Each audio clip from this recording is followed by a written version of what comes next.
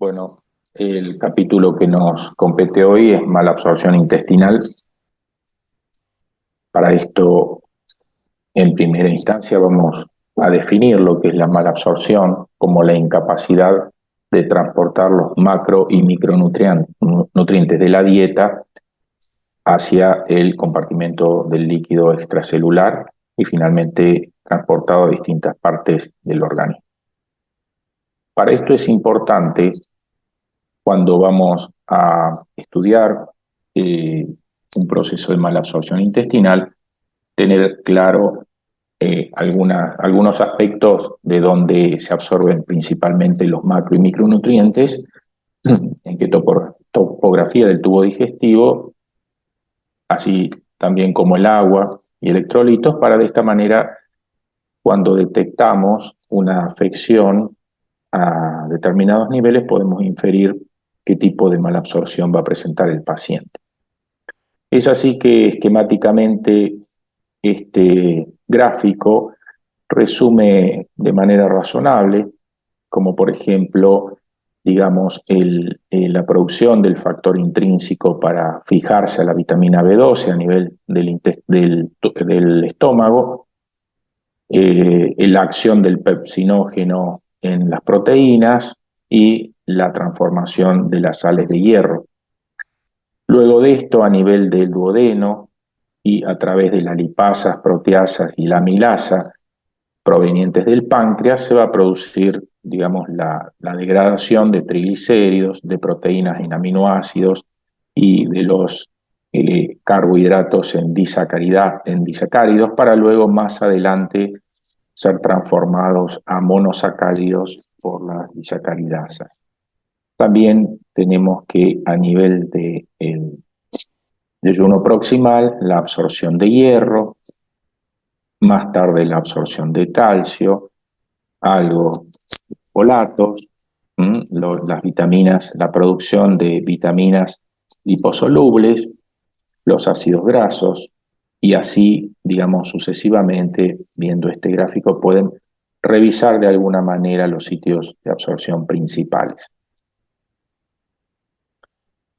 Es importante, cuando nos adentramos en el estudio de un proceso patológico, repasar de alguna manera la fisiología del tubo en cuestión, o del sistema o del órgano, para poder inferir de alguna manera los efectos que va a tener desde el punto de vista de la fisiopatología y los hallazgos clínicos, una vez que se afecten las distintas topografías, en este caso del tubo digestivo.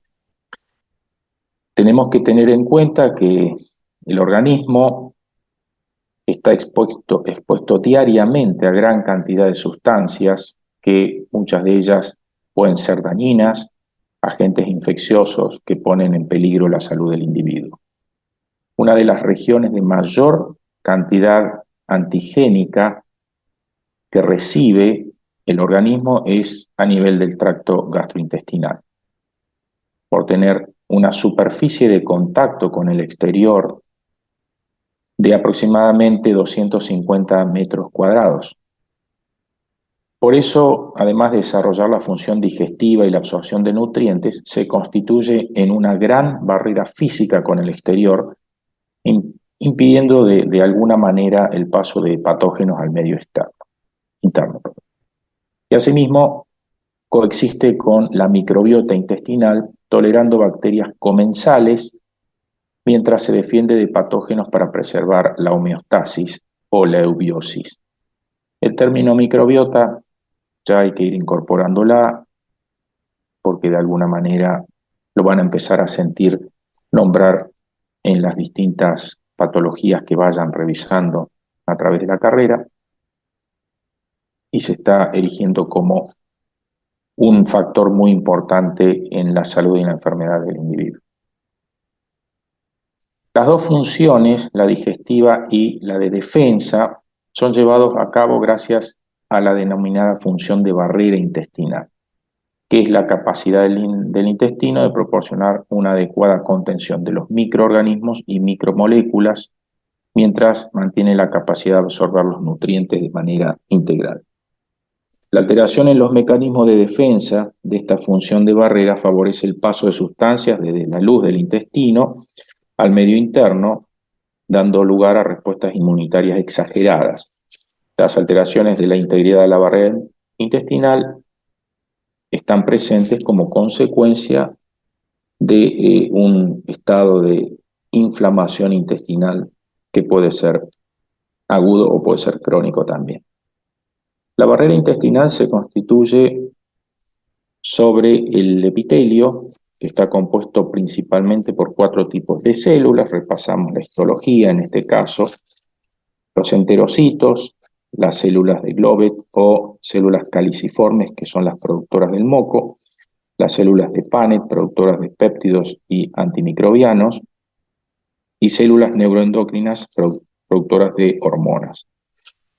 El epitelio, por su parte, está protegido por una capa de moco y la IgA secretora. Además, la microbiota se puede considerar como una parte de la barrera intestinal.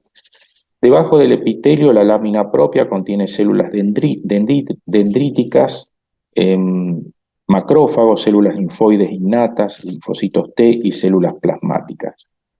Importante tener en cuenta este concepto de los componentes porque más adelante vamos a ver cómo interactúan en las distintas patologías. Ambos, el epitelio y las células de la lámina propia, son los principales mediadores en la respuesta inmune, tanto innata como adaptativa, y obviamente componentes importantes de la barrera intestinal.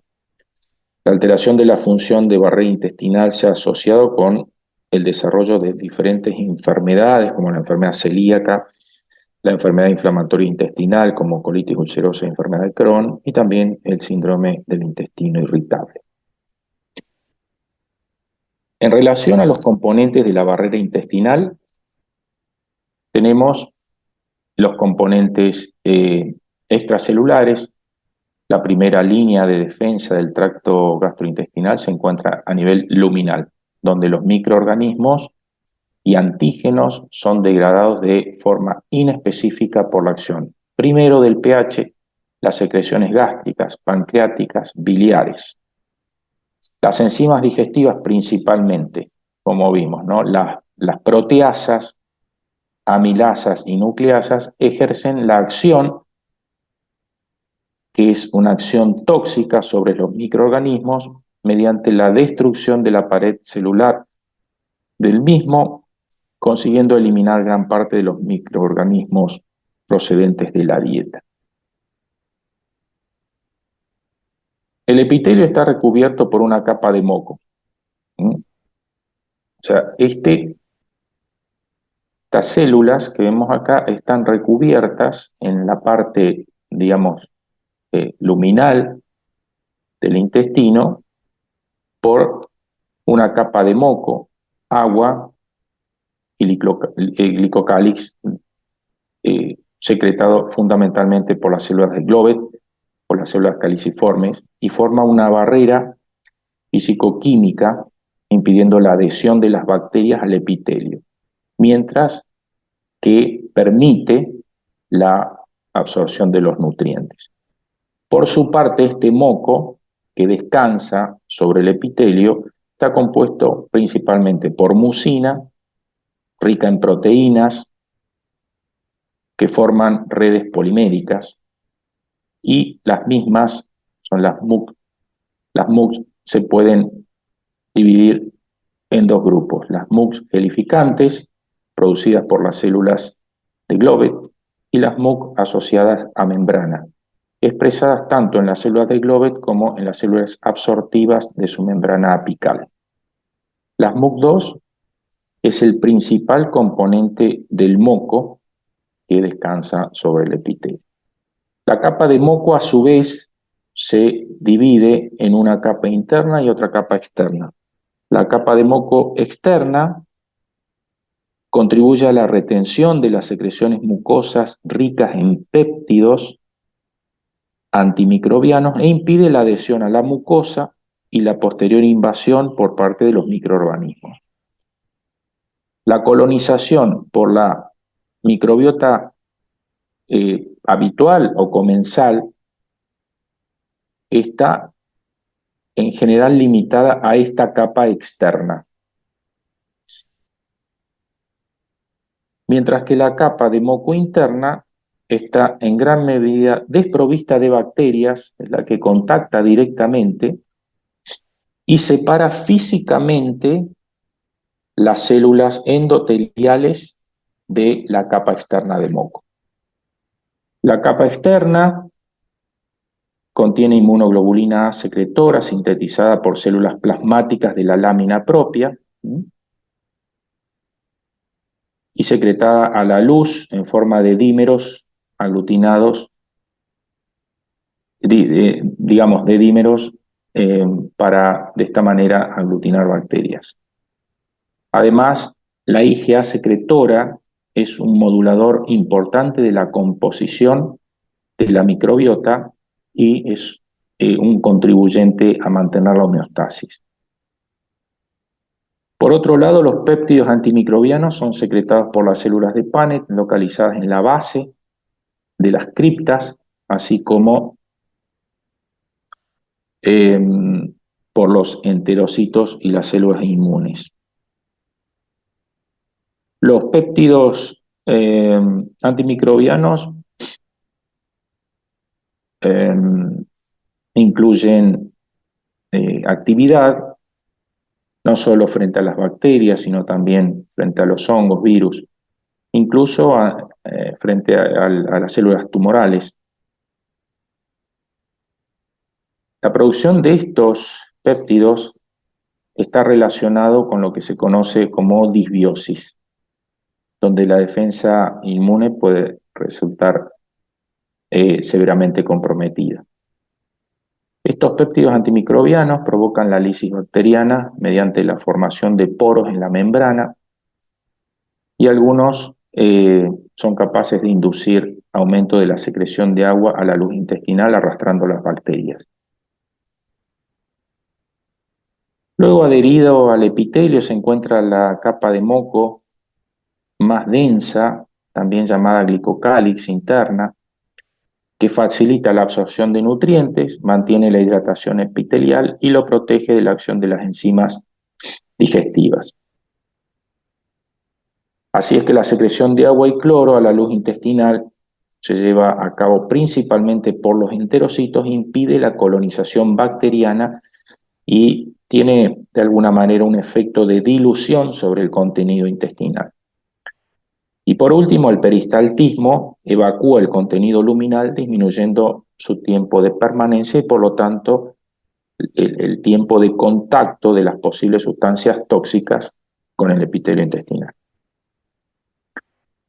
Esto hablando de los elementos extracelulares. Ahora, de los elementos celulares, habíamos dicho que en primera instancia nombramos la microbiota, que es la parte que se encuentra en la parte más externa, es un componente fundamental de la barrera intestinal que influye en el metabolismo, la proliferación y mantenimiento de esta barrera. La flora comensal además limita la colonización por parte de patógenos compitiendo por los nutrientes y por el nicho ecológico, modifica el pH y produce sustancias antimicrobianas. La composición de la microbiota es modificada por el medio ambiente, la dieta y factores genéticos. Cuando se altera esta composición, llamamos disbiosis, que es una característica que se encuentra en la enfermedad inflamatoria intestinal y además otros trastornos que se relacionan con alteración de la función de barrera. Por otro lado, sigue a la microbiota el epitelio intestinal. Está compuesto por una monocapa de células epiteliales especializadas y polarizadas, que tiene, digamos, dos polos, polo externo intraluminal y el polo basal. Esta capa se renueva más o menos cada 3 a 5 días. Esto, además, es un dato simplemente a tener en cuenta, ¿no? Que son epitelios de alto recambio, por lo tanto hay una alta tasa de mitosis, porque cada 3 a 5 días ya estas células que estaban ya dejan de estar, hay células nuevas. Es por eso que cuando a un paciente se le administran algunos quimioterápicos, lo que ocurre es que los pacientes desarrollan diarrea, ¿no? Procesos mal absortivos. ¿Por qué? Porque los quimioterápicos son drogas especialmente diseñadas, algunas de ellas, para intervenir donde hay, digamos, diferenciación celular muy rápida, digamos, donde hay altas tasas de mitosis. Es por eso que las afecciones se localizan en general en el tubo digestivo, ¿no? Como aftas en la boca o diarreas por la afección del tubo digestivo. La célula madre epitelial pluripotencial reside en la base de las criptas del Nievercum, generando células que migran hacia la punta de la vellosidad. Las madres estarían a este nivel, donde tiene lugar la diferenciación final que reemplaza la pérdida constante de células. El epitelio está compuesto por enterocitos, alrededor del 80%, y también otras células que habíamos mencionado, como las células de Glovet, que son las que secretan el moco, las células de Panet, que secretan defensinas, las células enterocromafines, que producen hormonas y neuropéptidos, y las células M, que son las células especializadas en la captación de antígenos de la luz intestinal y se sitúan en la superficie de los agregados linfoides. Los enterocitos mencionados son fundamentales en el revestimiento epitelial, se encargan de una función digestiva, metabólica, el mantenimiento de la integridad física de la barrera. También intervienen en el desarrollo de la respuesta inmunitaria, actúan como células presentadoras de antígeno y liberan citoquinas. En la región subepitelial se encuentra la lámina propia, donde se encuentran las células del sistema inmunitario, células del sistema nervioso entérico y tejido conectivo. Las células inmunitarias del tracto gastrointestinal conforman el denominado tejido linfoide asociado al intestino. El sistema inmune afecta también a la función de barrera, al menos por 4 mecanismos. Regula la dinámica epitelial mediante la producción de péptidos antimicrobianos, al influir sobre la microbiota y responder a la invasión de antígenos y microorganismos. ¿Cuál es la función de la barrera intestinal? Las células epiteliales forman una monocapa, dijimos, continua, polarizada, donde las membranas de las células están conectadas entre sí y unidas a la membrana basal mediante complejos proteicos que mantienen la integridad epitelial. Están unidas entre sí y también a la lámina propia. Estas uniones se clasifican en 3 grupos: uniones estrechas, las tight junction, uniones de anclajes y uniones comunicantes. Dada la proximidad estructural y funcional, las uniones estrechas y las uniones adherentes se denominan como el complejo de unión apical. El complejo de unión apical. Las uniones estrechas y las uniones adherentes. Este es el complejo de unión apical. En relación a las uniones estrechas, el paso de las moléculas pequeñas solubles en agua a través del epitelio se realiza a través de las uniones estrechas, ¿no? A través de esto. Aquí tenemos en un preparado la unión estrecha y una unión adherente. ¿Mm? Unión estrecha, microvellosidad. Eh,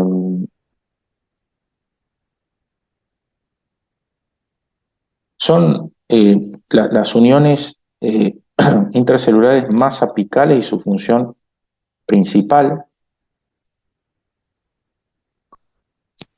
es el mantenimiento de la barrera y polaridad epitelial, limitando el paso de iones y antígenos luminales. Fíjense la importancia que tiene esta unión estrecha. La unión estrecha se compone de complejos multiproteicos constituidos por 4 familias de proteínas transmembrana, la ocludina, claudinas, moléculas de adición y tricelulina. Es así que queda constituida esta unión estrecha. No vamos a describir las proteínas porque no escapan un poco al objetivo de este capítulo. Luego tenemos las uniones de anclaje que conectan el citoesqueleto de cada célula con las células vecinas o la matriz. Las uniones adherentes y desmosomas constituyen un mecanismo adhesivo entre las células epiteliales, pero no determinan la permeabilidad paracelular. La permeabilidad está básicamente determinada por las uniones estrechas. Las uniones adherentes establecen una unión del citoesqueleto de actina de las células adyacentes. Los desmosomas, compuestos principalmente por desmogleína, desmocolina y desmoplaquina, son uniones intercelulares que proporcionan una fuerte adhesión entre las células, vinculados intracelularmente a los filamentos intermedios del citoesqueleto de cada célula vecina, el desmosoma. Y aquí de alguna manera se puede observar, ¿no? Estos son los desmosomas. Y luego las uniones comunicantes permiten la comunicación entre los citoplasmas de las células vecinas a través de la formación de un canal que atraviesa las membranas. En relación a la fisiología, la permeabilidad intestinal es la capacidad de la superficie de las moléculas a ser atravesada por diferentes sustancias, ¿no? Desde ya el paso de nutrientes, la absorción de agua, iones, se realiza a través del epitelio por procesos de transporte activo o pasivo. El transporte activo es el paso de los solutos y de los iones en contra de gradiente. Sabemos que en general requiere consumo de energía y se realiza por vía transcelular. Por otro lado, el transporte pasivo puede realizarse por difusión o convección, que lo va a determinar la concentración de la molécula a través de ambos lados de la membrana. El movimiento pasivo de las moléculas depende tanto del gradiente como de la diferencia del potencial eléctrico a través de la membrana. Esto ustedes ya lo saben. El transporte pasivo a través del epitelio puede ocurrir por 2 vías. Uno, a través de la célula, o sea, transcelular. Y paracelular a través de los espacios intercelulares. Las características de las uniones intercelulares determinan este flujo paracelular. El yeyuno está considerado un epitelio poroso que permite la transferencia de grandes cantidades de líquido, a diferencia del colon, que se considera un epitelio impermeable en el cual la transferencia de solutos se realiza contragradiente. Por otro lado, los enterocitos presentan una elevada actividad transportadora gracias a que poseen canales iónicos, transportadores, bombas en la membrana apical y vasolateral. El transporte neto es el resultado del balance entre la absorción y la secreción. Este transporte se lleva a cabo en forma selectiva mediante 2 vías principales. La paracelular que constituye el 85% del flujo pasivo de moléculas a través del espacio entre dos células epiteliales adyacentes y está regulado principalmente por las uniones estrechas, que presentan poros de diferente tamaño, limitando la entrada de partículas. Esta es una vía de barrera muy efectiva para el paso de antígenos luminales y es determinante en el establecimiento de la permeabilidad intestinal. Y la vía transcelular permite el transporte de solutos a través de la membrana del enterocito mediante diferentes mecanismos. Los compuestos lipofílicos, hidrófilos de pequeño tamaño difunden por transporte pasivo a través de la bicapa lipídica de la membrana. Los iones, aminoácidos o determinados antígenos atraviesan la membrana epitelial por un transporte activo.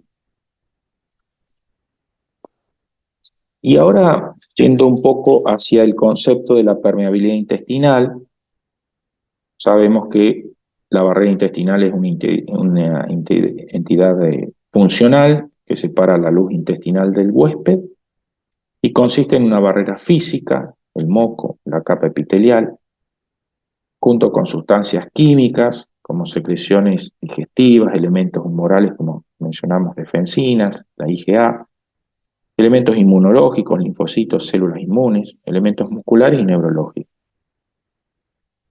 Por lo tanto, la permeabilidad del intestino es una característica funcional de la barrera intestinal, medible mediante el análisis de las tasas de flujo a través de la pared intestinal en su totalidad. La permeabilidad del intestino normal es aquella que se encuentra en individuos sanos que no están expuestos a intoxicación, inflamación o funciones intestinales alteradas. Se ve deteriorada cuando hay una pérdida en la homeostasis intestinal, alteraciones funcionales y otras enfermedades. La barrera del intestino no es un elemento estático, sino que se encuentra regulada por estímulos fisiológicos, farmacológicos y patológicos. Esta permeabilidad va a depender del tamaño, carga y naturaleza de las partículas. La permeabilidad varía entre regiones proximales y distales, así como entre las criptas y las vellosidades. Los mecanismos que regulan el paso de sustancias a través del epitelio son similares a lo largo de todo el intestino y están incluidos en ello la interacción de proteínas, de las uniones intercelulares, del citoesqueleto, de actina y los procesos de endocitosis y señalización intracelular. El control de esta barrera resulta de la interacción entre la microbiota, las células epiteliales, el sistema inmunitario y el sistema nervioso entérico. Por ejemplo, el sistema inmunitario, a través de diversas citoquinas, regula la barrera intestinal, reordenando a las uniones estrechas. Un perfil citoquímico aumentado o inapropiado puede provocar lesión en estas uniones y aumento de la permeabilidad.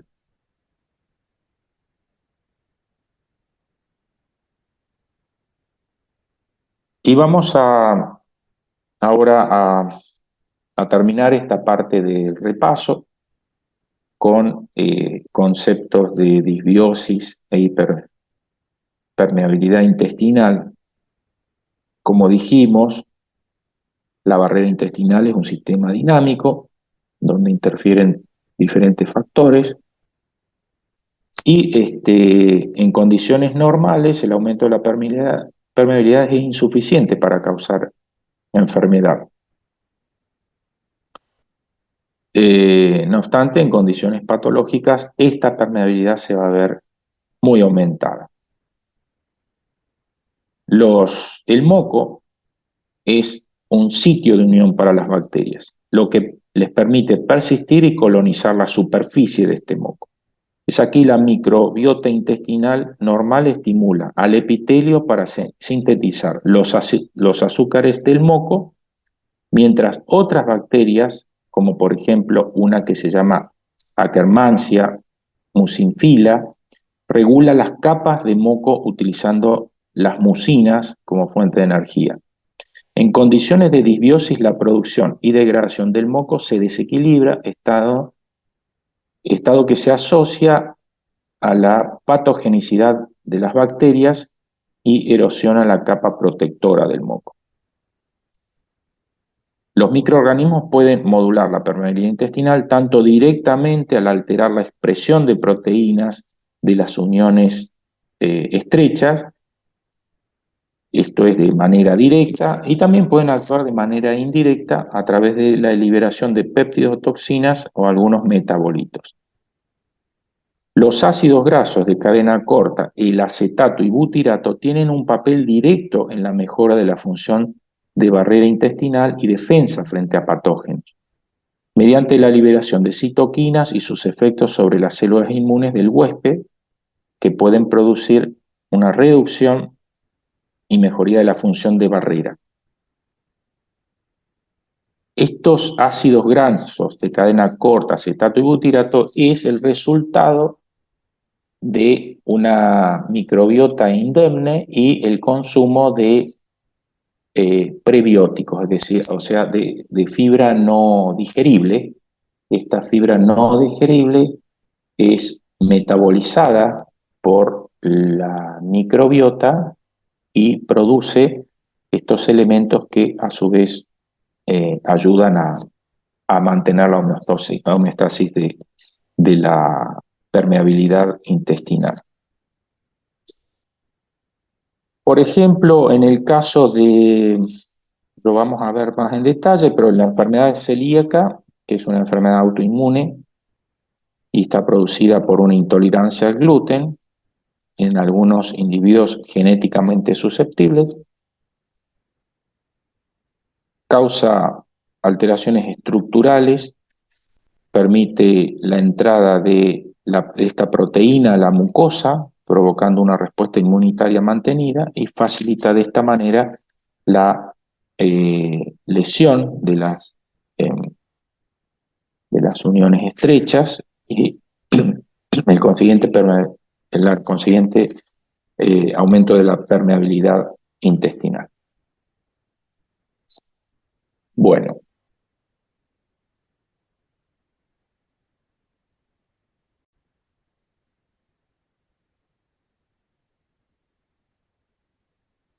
bien. En relación a la clasificación de los síndromes de malabsorción, vamos a proponer un par de clasificaciones, ambas son válidas. De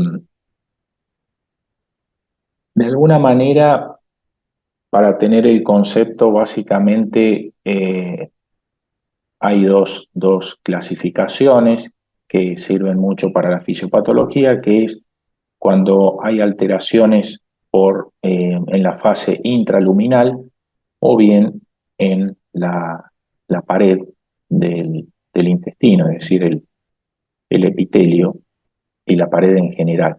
Cuando hay afectación de pared o intraluminal. Son los dos grandes grupos. Hay después algunas que tienen que ver con los trastornos a nivel linfático, por lo tanto el drenaje linfático se entorpece del intestino y va a haber también procesos de malabsorción, pero son los menos.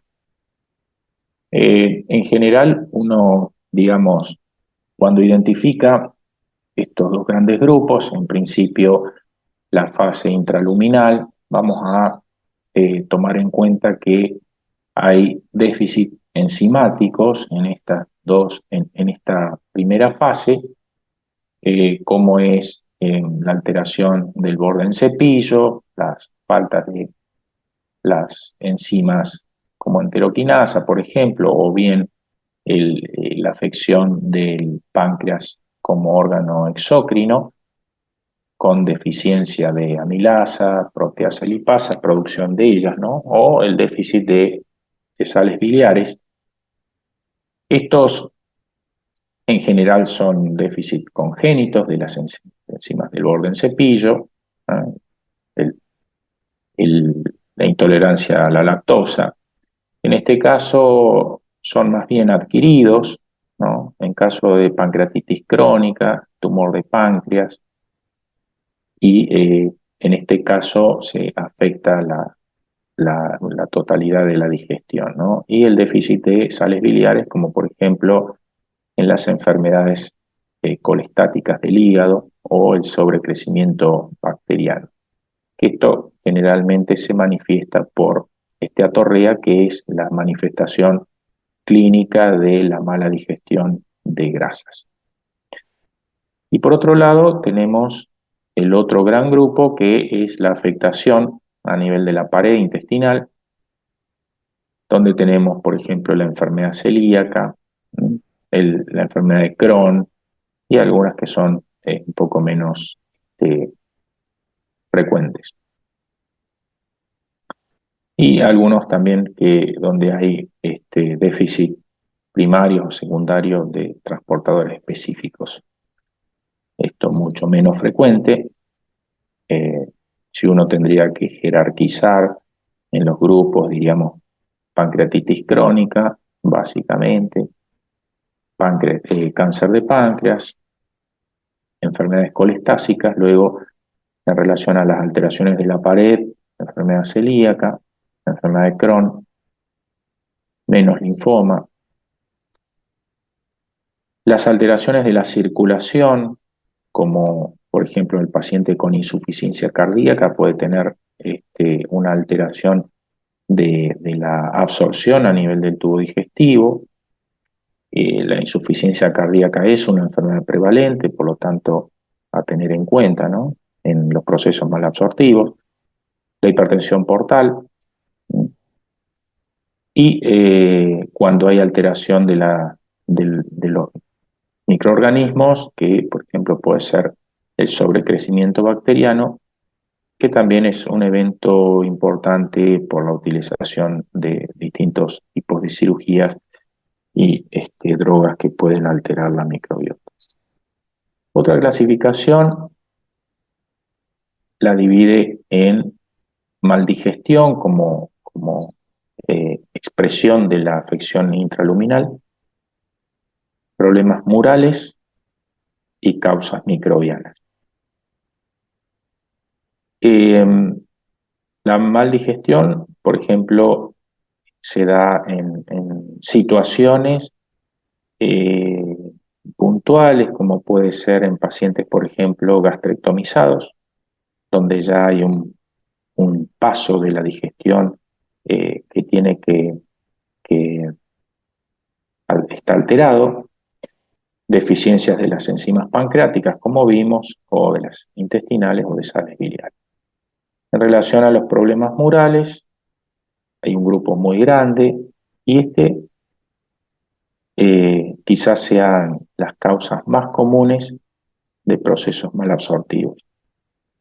Incluye la enfermedad celíaca, como dijimos, la enteropatía asociada a VIH, la enteropatía autoinmune, las enfermedades inflamatorias intestinales también, y las causas microbianas, como es el sobrecrecimiento bacteriano, que habíamos manifestado. ¿De acuerdo? Después algunas enfermedades por determinados parásitos u hongos.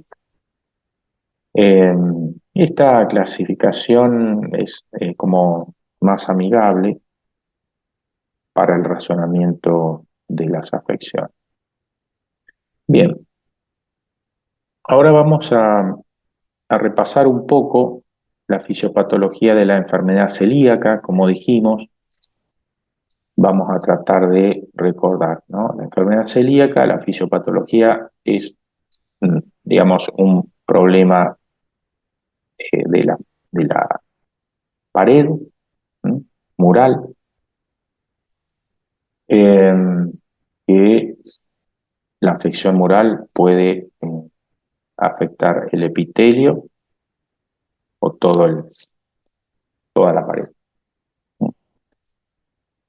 Entonces, ¿qué vamos a ver en la fisiopatología de la enfermedad celíaca? Vamos a ver que los fragmentos de gliadina se digieren de manera parcial, interactuando con este receptor, que es el receptor de quimiosinas 3, que está en el lado apical del epitelio. Esto induce una respuesta de diferenciación mieloide con liberación de la sonulina. La sonulina va a interactuar con el epitelio y desencadena un aumento de la permeabilidad intestinal. Fíjense, acá ya están alteradas las uniones estrechas, dejando pasar esta barrera, ¿no? Se pierde la función de barrera, y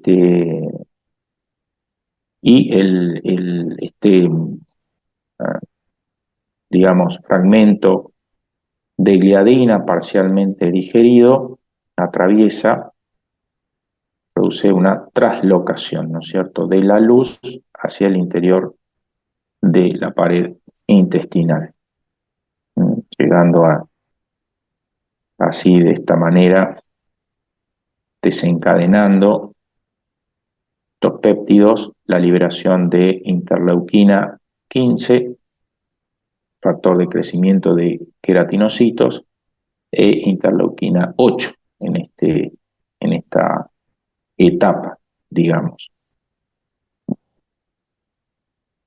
Luego, este proceso de liberación de citoquinas va a llevar a el reclutamiento de neutrófilos a nivel de la lámina propia, y de manera simultánea los inhibidores de la alfa-amilasa tripsina activan el complejo del receptor TOL4,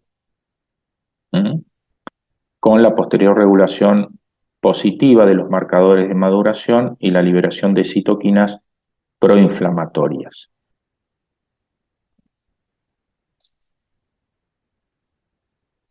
Después de la apoptosis de células intestinales mediadas por la inmunidad innata, con la posterior eliminación o liberación de la transglutaminasa tisular intracelular, los péptidos de gliadina se desaminan parcialmente. Esta gliadina desaminada se reconoce por células presentadoras de antígenos de Q2-8 y luego son presentadas a las células T colaboradoras. Las células T colaboradoras desencadenan la activación y maduración de las células B,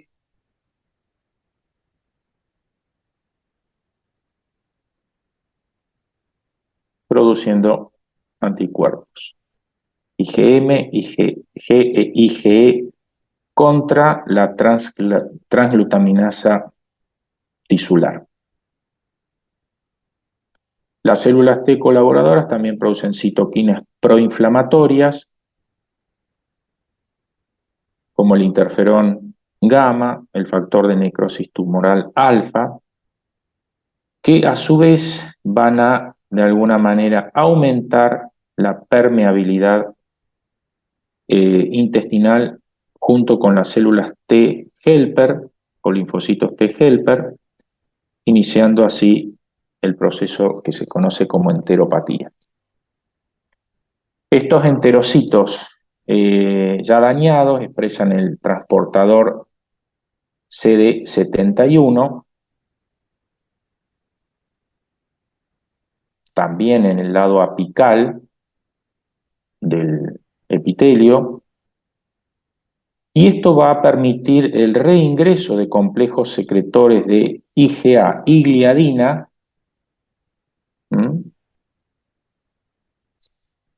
y de esta manera se potencia así el tráfico de gluten desde la luz intestinal hacia la lámina propia. Esta última instancia, la interacción entre las células T CD4 de la lámina propia con la gliadina induce la activación y proliferación con producción de citoquinas proinflamatorias, metaloproteasas y el factor de crecimiento de queratinocitos. Por las células estromales, lo que induce una hiperplasia de las criptas y acortamiento de las vellosidades secundarias a la muerte de las células epiteliales, que está inducida por los linfocitos intraepiteliales. Así, las células hiperplásicas se caracterizan por una expansión del compartimiento de células progenitoras inmaduras, un mayor número de células estromales que se sabe que forman parte del nicho de las células madres intestinales y los niveles elevados de antagonistas de proteínas morfogenéticas óseas como Gremlin 1 y Gremlin 2 pueden contribuir aún más a la hiperplasia de las criptas en la enfermedad celíaca.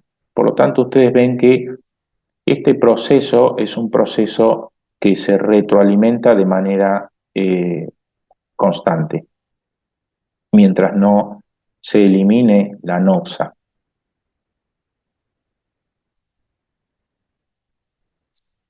Luego, esta descripción ustedes la podrán ver en los gráficos o en las fotos de una endoscopía, esto que hablamos del aplanamiento y la hiperplasia de las criptas, y también en un preparado histológico. ¿Cuáles son las manifestaciones clínicas de la enfermedad celíaca? Vamos a tener, en general, brevemente, desde el punto de vista epidemiológico, podemos decir que es más frecuente en mujeres, con una proporción de 2 mujeres a un hombre o 3 mujeres a un hombre. Ahora, cuando se hace cribado serológico, la proporción real es de 1.5 a 1. Esto es, digamos, cuando uno tiene más en cuenta el estado, digamos, clínico, síndrome clínico, y esto es cuando solamente nos ceñimos a la serología. Que como vimos aquí, dijimos que la liberación, ¿no?, que hay en este proceso, una liberación de la transglutaminasa tisular, producida, digamos, básicamente por la unión de estos anticuerpos. Esta transglutaminasa, estos anticuerpos después se pueden medir en plasma como anticuerpos anti-transglutaminasa, que hay IgA e IgG. Esa es una manera de determinar serológicamente. Bien. La enfermedad celíaca puede ocurrir a cualquier edad. Esto hay que tenerlo en cuenta. Hay 2 picos, ¿no?, de inicio. Uno es después del destete, en los primeros 2 años de vida, es decir, cuando el bebé comienza a recibir ya alimentos, y en el otro, el segunda o tercera década de la vida. En el 2011, la clasificación de Oslo identifica 3 presentaciones clínicas: la clásica, una no clásica, una subclínica, una que es potencial y otra que es refractaria. Ahora vamos a ver qué es la clásica, la no clásica. La forma intestinal de la enfermedad celíaca es la que se detecta con mayor frecuencia en los niños menores de 3 años y está caracterizada por diarrea, pérdida de peso, pérdida de apetito, distensión abdominal y retraso del crecimiento. Esta es la forma clásica. Luego de los 3 años ya pueden presentar, y en adultos, diarrea, distensión, estreñimiento, dolor abdominal o pérdida de peso. En adultos, el síndrome de mala absorción, como vimos, con diarrea, pérdida de peso y astenia, es mucho más raro. Es mucho más raro. Es por eso que esta forma no clásica es más aplicable en adultos. El síndrome de intestino irritable, con alternancia de síntomas y o signos similares a dispepsia, náuseas y a veces vómito, es más frecuente. Esto hablando siempre de las manifestaciones gastrointestinales. En relación a los síntomas extraintestinales, son comunes en niños y en adultos. Por ejemplo, la deficiencia de hierro con anemia microcítica. 40% de los casos. Hay mala absorción de hierro y un proceso de inflamación crónica. Más raro es la aparición de anemia macrocítica por deficiencia de ácido fólico o vitamina B12. Esto a tenerlo en cuenta. ¿Por qué? Porque hay a veces mujeres que se presentan con anemia ferropénica persistente por años, se les administra hierro y en realidad el trastorno subyacente es una enfermedad celíaca. Esta es una forma de presentación que no es muy inhabitual. Otra es la osteoporosis, que en general el 70% de los pacientes al momento del diagnóstico ya tienen osteoporosis. Esto quiere decir que la enfermedad celíaca se sigue diagnosticando tarde. En los niños, el retraso del crecimiento y la estatura baja. Otros signos incluyen defectos en el esmalte, estomatitis, aftosas, la elevación de las transaminasas intestinales, distintos síntomas neurológicos, cefalea, parestesias, ansiedad, depresión. También pueden haber cambios en la función reproductiva, por ejemplo, con una menarca tardía, amenorreas, abortos espontáneos recurrentes, parto prematuro, menopausia precoz, cambio en el número y movilidad de espermatozoides. Entonces, como ven, es una enfermedad, ya no se considera a una enfermedad localizada al tubo digestivo, sino que es una enfermedad sistémica, la enfermedad celíaca. Y otro concepto es que atraviesa todas las especialidades médicas, ¿no? Hablamos de anemia, aquí tenemos la clínica médica, la hematología, la densidad mineral ósea, también tenemos la clínica médica, la endocrinología, la ginecología, niños, la pediatría, esmalte dental, la odontología, dermatología, el hepatólogo, neurología, psiquiatría, ginecología, urología. De alguna manera es una enfermedad que debe ser conocida en todas las especialidades. Y acá tenemos, digamos, la distribución, ¿no? Fíjense que las formas no clásicas son las más frecuentes, bueno, más de la mitad. La forma clásica es casi un 30% y el resto es una forma subclínica que no tiene síntomas, sino que puede tener un patrón serológico diagnóstico o puede tener un patrón endoscópico diagnóstico. Bien.